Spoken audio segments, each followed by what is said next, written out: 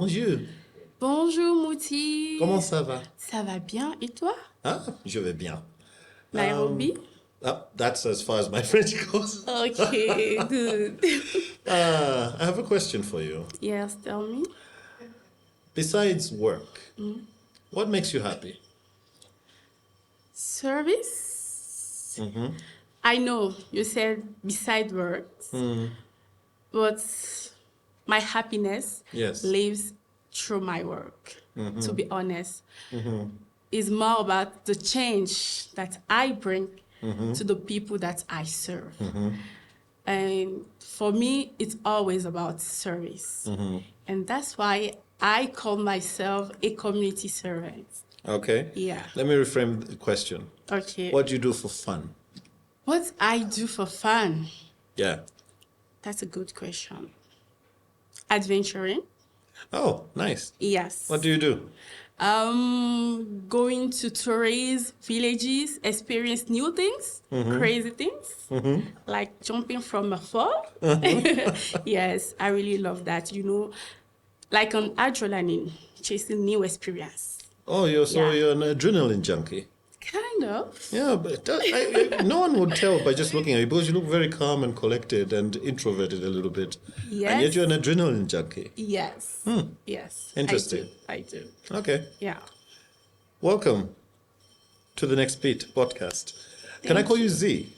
Sure, I love that. Okay, fine. Z. Yeah. Welcome to the Next Beat. Thank you. The question I asked you was, there was a reason why I asked you that question, but I'll explain it at the end of the podcast. Okay. Yeah, so welcome. I'm always excited whenever I have one of these podcasts, particularly with someone who's also, I like to call a water bender. Because I work in water, as you know, and you and I have spoken before. Yeah. And I know that you also work in water as well. Yes. In Benin? Yeah, in Benin, West Africa. In West Africa. Yeah. Okay, fine. So today we're going to, of course, talk about water. And I think you and I know the situation of water generally across the continent, that there's serious issues with regards to access to water. Yes. And we're each contributing in different ways. My focus is mostly on ensuring availability of groundwater so that people have access to that. So, but of course, this is not about me. Yeah. This is about you and what you do. How are you trying to deal with the problem of water scarcity in your country? Thank you. I think these are very deep questions. For me, what we do at Blue and Green Engineering, in terms of water scarcity. Sorry, before I continue, why did you call your company Blue and Green Engineering? Are those your favorite colors or something? No, those are not my favorite color. Okay. Then for me, like blue means water. Okay. When I think about water, of course, water. blue speak more to me. Yeah. And in terms of access to clean energy, green is the color that shows. So green for water. Oh no, blue for water. Blue for water. And green for the renewable side of it. And we have the engineering who brings both of them to life. Actually. Okay. I always wonder why blue. I kind of guessed that blue was for water, but I was like, it's not that obvious, is it? So it's blue and green engineering. Okay. Yes, Yeah. that's it. How did you get started with blue and green engineering? That's a very long story. And I'm here to listen. For me, water is part of my life. Water gave me life. A reason to dream big. Oh, a reason to what? Say that again. To dream big. Okay, fine. I need to introduce you to someone. There's 3 people here at this table. Okay. This is the other woman in my life. Her name is Shiko. Oh. What you can do with her is if I say something or if you feel something that is like, that was amazing, that was really cool, you can just give her a gentle little tap as a way of saying, that's a good point. Nice to meet Chico there. Yeah. Great. So like I was saying, water gives life to me, reason to dream big, because I came from a rural village in Benin, like where access to water was a big challenge. Yeah. And in our culture, most of the time, the burden is carried by women and girls. And being the only girls of my family, I almost, saw my dreams being taken away from me just to provide the basic needs for my family. Yeah. And you say your life was almost taken away from you. What do you mean by that? Give us a little bit of detail there. yeah, because, you have sometimes you are in a context when you have to choose between education and access to water, between education and who you want to be. The culture defines what you have to do because of you are a girl, and it's like in our culture, you should be the one doing that. Yeah. Are you the eldest? No, Yeah. I'm the youngest. You are the youngest? Yeah, actually, I came from a polygamous family. Okay. Yeah, my dad had 2 wives. I'm the last one for my mom, and I have 1 young brother. Okay. Yes, so we are 4. Yeah, fine. So for me, the person who stand up for me was my mom. She gave me the power to decide what I want and who I want to be. And in my community, not every other girl has that chance. Yeah. Because I've seen them going through the journey. Yeah. They've made some sacrifices. And that's like triggers me. I was starving of change. I was thirsty to bring change into my community. Because of what you were seeing there, you wanted to actually change that. Yes, and that's why I go into a career of a water engineer. And today, I'm a proud engineer, a water engineer myself. Although I call myself a community servant, I'm a proud engineer, and I really love the work that I'm doing. Okay. And when I get to the university, I started volunteering with a lot of organizations, like in terms of access to clean water. Yeah. And I used to go to community, listen to them, know what they are really looking forward to, what are the challenges they are facing, how we can really help them. Because in terms of access to water, we have seen a lot of projects fail. Because most of the time we think we know the solution, but we don't know better than the community. Actually, I had a conversation with 2 other water benders. Okay. I think Murendi and Rodney. You should see that episode. It was a very interesting one. Okay. And one of the questions I asked them, which I'll probably ask you because you've talked about systems failing. Why do you think water systems fail from your perspective? But specifically in Benin, what have you observed is the reason why systems were putting all these water pipe systems, boreholes? Why are they failing? And what I've seen from my experience with the community is that most of the time government goes more about the technical aspects of the thing. They don't do it in a community way. When I said community way... That's a strange thing for an engineer to be saying. I know. You're becoming a traitor to engineers. I'm an engineer as well, by the way. So how can you say that about us engineers? We only care about technical things. Yes, but access to water is more than that. It's beyond technical. We need the technical, but it doesn't stop there. Yeah. For me, I feel like that's the beginning of access to water. Because most of the time they drill the well or boreholes, and then what's next? They are gone. Yeah. Nothing. Yeah. And what you realize is few years later, whether it's not working, the community is not using it because they didn't include them while designing the project. And that's where government fails. Yeah. And that's why I decided to go to the community, listen to them, know what they need, and how I can co-create with them the best solution that fits. And what is the best solution from what you've done so far? For me, the best solution is, when we start from the feasibility study, listen to them, get them involved into the designing of the projects, implicate them into the implementation side, and by doing that, they feel like it's their own things. Do you know what I mean? They don't feel like so they are really concerned. Yeah. And they show responsibility for what you bring into the community. They take good care of it. They are more aware.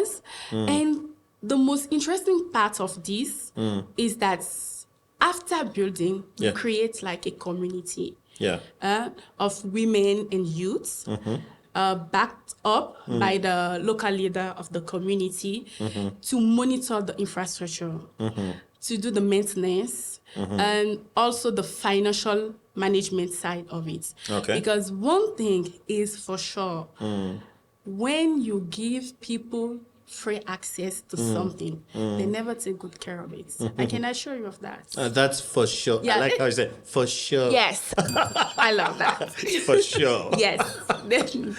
Okay, and so far, in terms of your reach, how many systems have you put in? How many people have you reached through the work that you've done? Okay, since we've started, we have built like more than 15 systems. Are these pipe systems or just borehole hand pumps? No, that's boreholes. Yeah. Actually, we don't really do hand pumps. Okay, fine. In Benin, like that's the old model. It's more about tap. You know, we have the borehole, the water supply infrastructure, and we have the distribution. Sorry, the distribution. Français. Voilà, les points de distribution d'eau. Comme ci, comme ça. Voilà. Yes, that's what we have. Yeah. And so far, we've done like more than 15 boreholes and water supply systems. Okay. And what we have reached more than 25,000. 25,000 people. Yes. Okay. With our system. No, and you've only been around for how long now? 2019.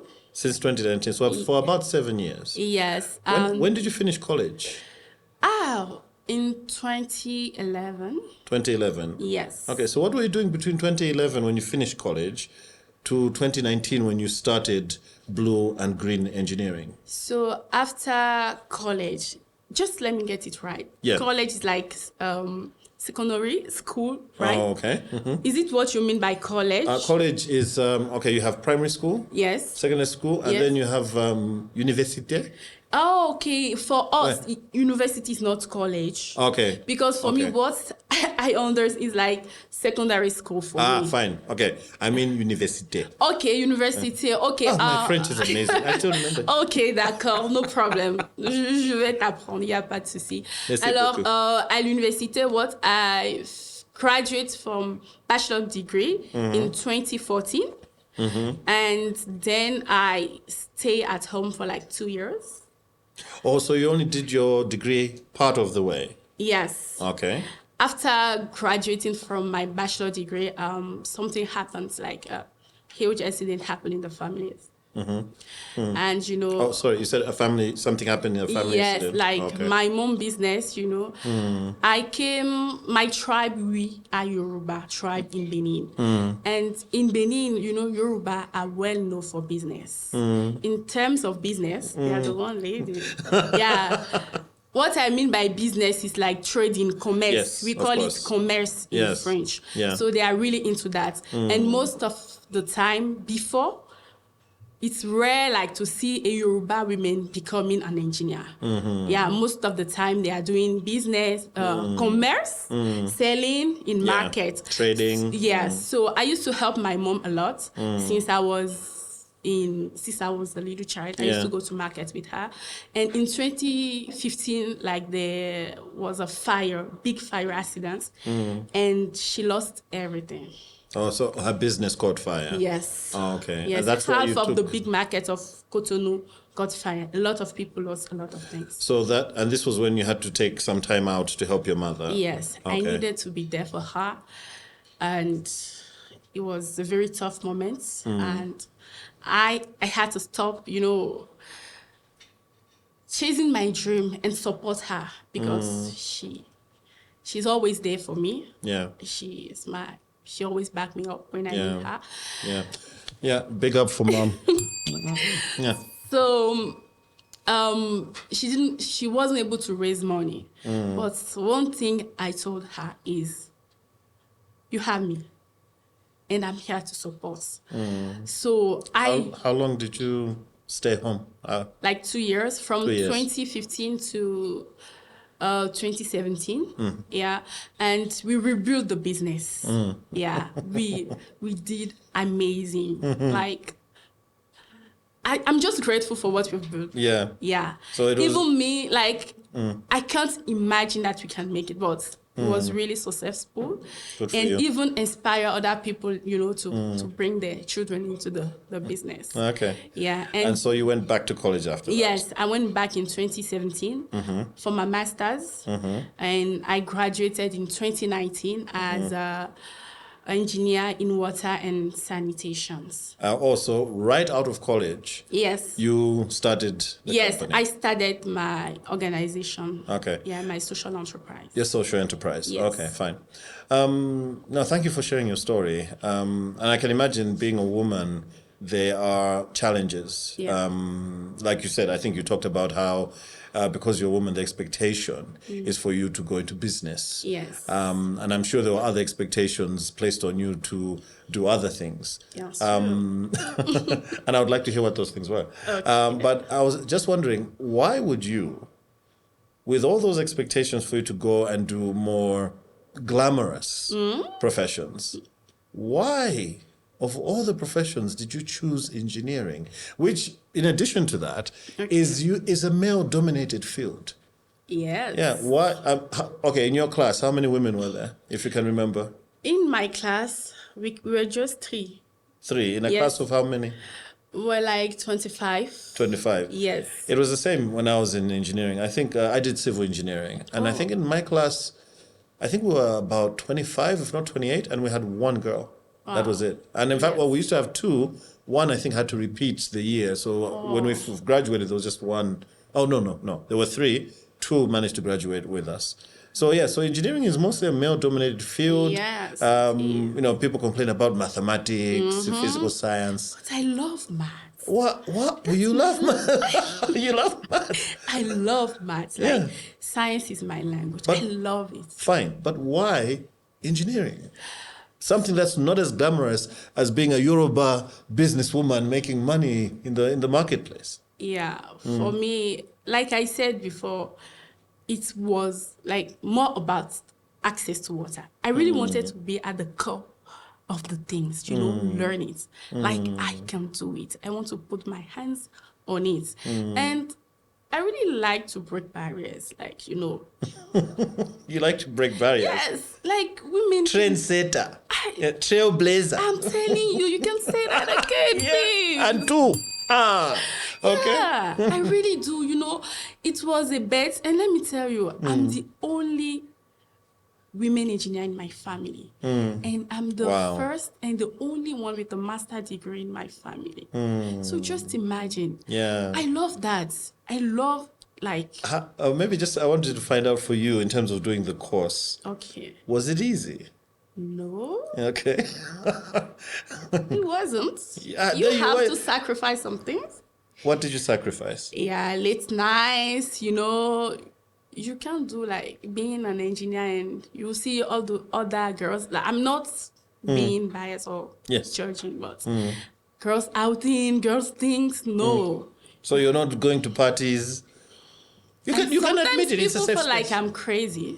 I'm delusional. Like, I'm not social. I'm not a social person. Like, je suis à part dans mon monde, en quelque sorte. Yeah. But I know what I'm chasing. Yeah, I was really focused with the dream. So, you're very focused Yes. because you are driven by the struggle that was there for you and your mother and your family with regards to access to water. Yes. So I can imagine it's a burden for you to carry that. Is it a burden that you carry by yourself, or do you have any other kind of support system around you? Honest? Yeah. I do carry a lot by myself, to be honest.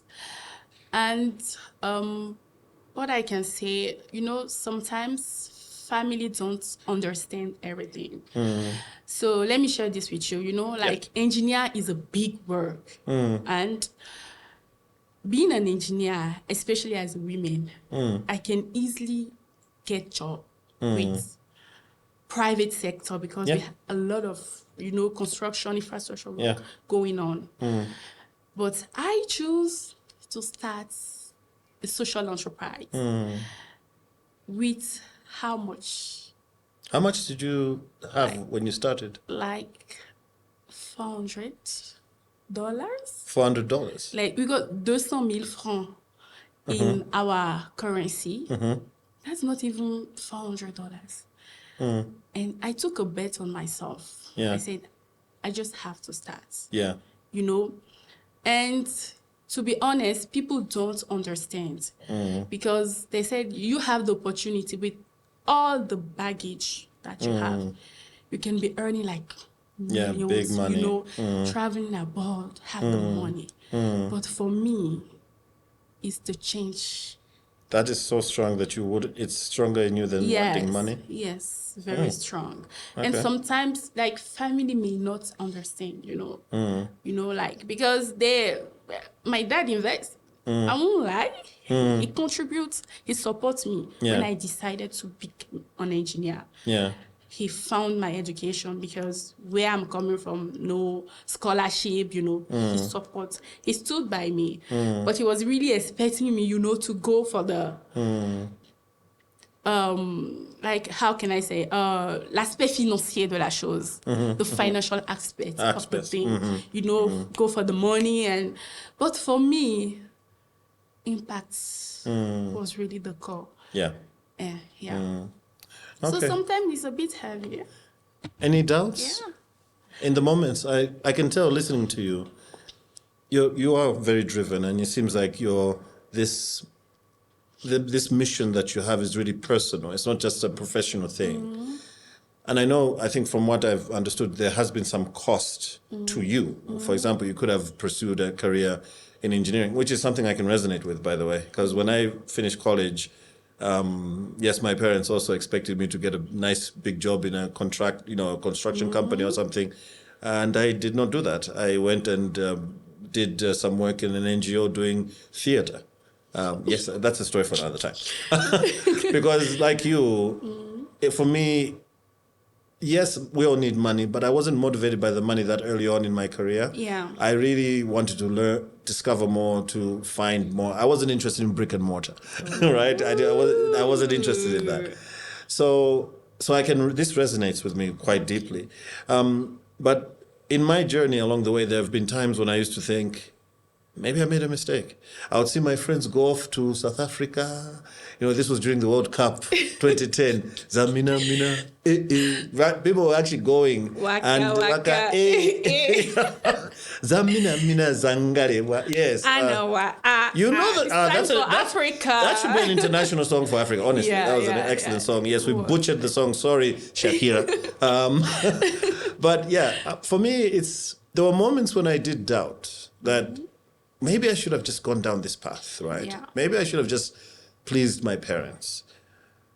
And I wonder if you had those kind of moments as well, where maybe I shouldn't have done this. Because you started in 2019. This is 7 years later, almost. Any doubts? Any losses along the way? That's a deep question. And, there is no way you can be doing this and you not have doubts moments, honestly.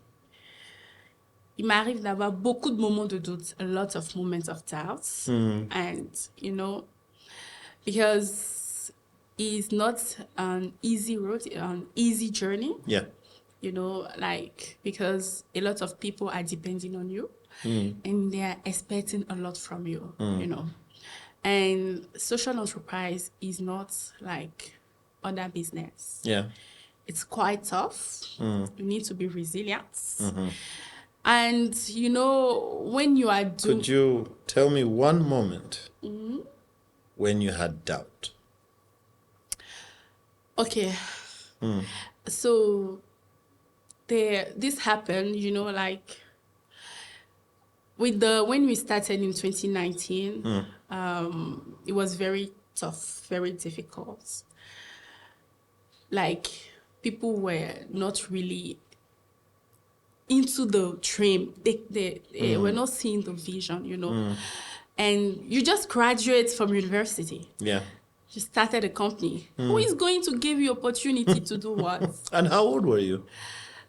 I was 25. You're 25. Yeah, I graduated from my master, 25 years old. And people were like, you're so young. You're just a girl. How can we trust you? And those were tough moments, to be honest. It was very difficult to start our first project.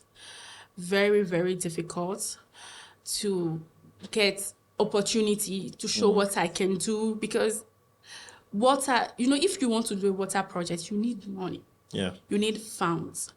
And before, the story behind the fact that I decided to launch the company, because before I went for the social enterprise, I was doing with an NGO. After servicing and volunteering with local organization, I founded like an organization called Women for Water, Climate and Education. And based on my year in community and year of advocacy, we started, building projects, writing projects, looking for ground to help people, tell community stories, raise funds for them. But then we realized, like, what if we don't receive funds? What can we do? We depend too much on how much we can raise or how much we can get from people. And we really want to make sure that we make an impact, whether it's small or big, just doing something. Because we believe in the power, in the fact that every drop counts. Every little action counts. It just has to be sustainable, consistent. Yeah. That's the word. Yeah. Constant dans le temps. Then you will see the impact. So, and we're like, instead of, waiting for people to give us money, writing projects, I'm an engineer. Why can't I use my skills as an engineer, charge people who need it, like, private sector, international organizations who are already doing projects, government projects, So this was the moment you switched to becoming a social enterprise. Yes. And then what we do is, when we get like some contracts, the money we gain from that, one part of it is... It helps out on the other side. Yes, the community projects. And that way, we make sure that we are financial independence. No matter like people are with us or not, we're still making impacts. How's it going so far? Good. Now it's better. Before it was good? To be honest, at the beginning, it was very tough. Because I thought, now I'm an engineer. I just have to tell people, I'm an engineer. They'll give me the contract. I can do it. And that's not what happened. That wasn't. I think I was so fond of myself. You were naive. Yes, I was naive. And quand je suis allée dans la vraie vie, when I get into the real world, it was something else, man. I'm telling you. People were like, how can we trust us? Because most in Benin is who you know. I know. If you don't know somebody who knows somebody. Okay, and the journey continues for you then. Yes, then. And That's amazing. Yes. And I think the first organization who helped us, I had the chance to be part of the Mandela Washington Fellowship in 2019. And after the fellowship, they had like a call of applications. Projects. That's where I wrote the project. I found, for well drilling machines, and they gave us money, but it was not really but enough. it was something though. Yeah, so I like, okay, how can I manage with what I have now? So I went to a big manufacturer company in Benin to to manufacture like a well drilling machine where I can start with in my community. Very competent one. Yeah. We have good potential in our country, local organization. And your position for that potential? Yes, and we started with that. In one word, Yeah. how do you feel right now about the future for blue and green engineering? In one word. In one word. It can be in French. For me, amazing. That's the only word that came from me. Amazing. Yes. And You're feeling confident? more confident than ever. Like The seriously. go-getter. Yes. The trendsetter. And, I'm so grateful to be here today. And I'm very grateful for Sigo. Because, I've never been in such kind of environment. It matters, to be with like-minded people who've gone through similar journeys. And I think that's how you and I met. I feel seen, Yeah. heard. You feel seen. You feel what? Seen, heard, and understood. Three things. I'm telling you. Seen, heard, and understood. I'm telling you. Now, thank you for that. Unfortunately, we've come to the end of the podcast. But before I close, I think at the beginning I asked you a question. That question came from the previous guest. Yeah. So that was the question they asked me to ask you. Okay. They didn't know it was you. They just said, ask the next person this question. So what question would you like me to ask the next guest? Okay. If the guest is a founder. Yes. Okay. What you should ask is why they are not investing in West Africa. Why are they not investing in West Africa? Yes. What is holding them from coming into West Africa? What is holding them from coming into West Africa? Yes. I'll ask that question. Sure. Thank you. This has been a wonderful podcast, and thank you for joining us at The Next Beat. Merci, Muthi. Merci C'était un beaucoup. plaisir. Thank you so much. Zamina mina, waka waka, zamina mina zangarewa. This is is Africa. Africa. Yes. Yeah. Click.